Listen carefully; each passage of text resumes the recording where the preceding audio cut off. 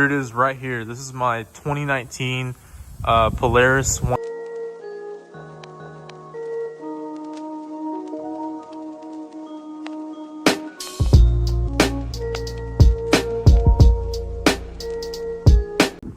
going on, guys? Welcome back to the channel. So we got something new that's coming to the channel. We're gonna have all kinds of footage that's gonna be going on with this thing.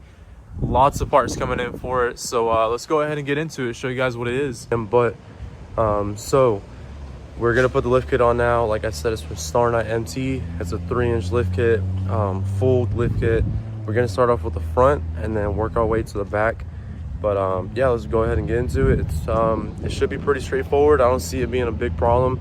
Most of these kits seem like they're pretty straightforward, so let's get into it. All right, guys, so this is the whole kit right here. So we got the front bracket and bracketry, and we got the rear bracketry as well. We got the hardware. We got lock nuts right here. We got the shims, these guys right here, and then the instructions. Obviously, that's going to help a lot in doing this for beginners. So basically, you need to read your instructions. Carefully, make sure you're doing.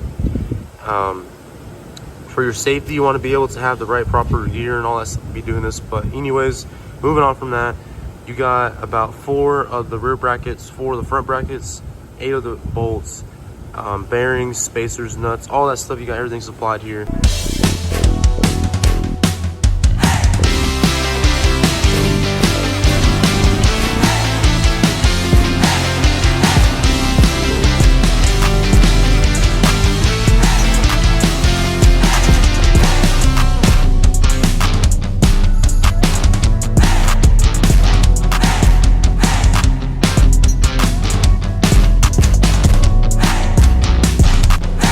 Alright, guys, so basically at this point, we were trying to put tension on the whole suspension, because when you put it down, it has a lot of tension on it. So my dad has to kind of like forcefully push it down to like get the shock into the place.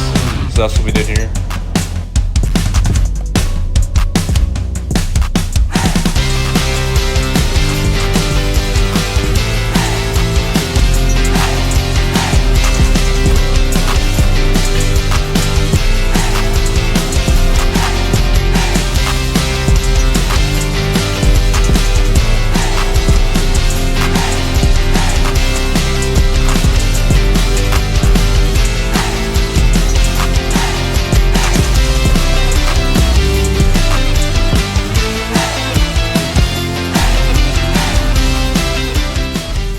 Alright, guys, and it's pretty much done right there. As you can see, it's on the ground, it's on its own feet, and you can tell it's sitting a lot taller.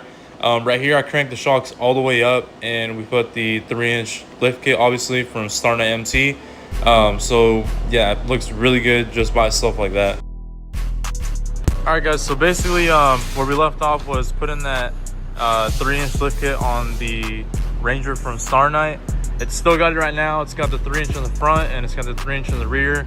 What I did is I just cranked down all the way in the rear on this, and then this is all the way to the front, cranked up. So basically this is what it sits like with just Starknight MT's 3-inch lift kit in the front, and then the 3-inch in the rear. I could crank up the rear and it would be a lot higher in the rear, but like I said, I wanted to have it a little bit of lean to it. So what I did is I put the 3-inch in the front, cranked the shocks all the way up, and then in the rear I just put the lift in, and then I cranked the shocks all the way down, so it could be a little, a little bit of lean. And then also for the angles of the axles, I didn't want them to really stress out too much. So as you can see, the angle's pretty good still. I like the angle, how it looks, and of course I cranked them almost all the way down. But yeah, that's what it looks like right now. And if you want to go for this look, I mean, it can be done. This is literally just their lift, a 3-inch lift, cranked up all the way in the front, and then the rear is cranked down.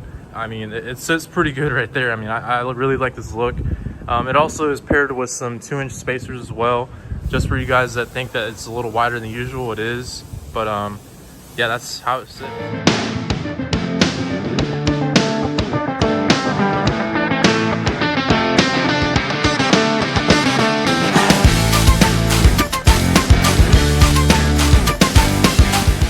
Again, their lifts are super easy to do. It takes like no time to put them on.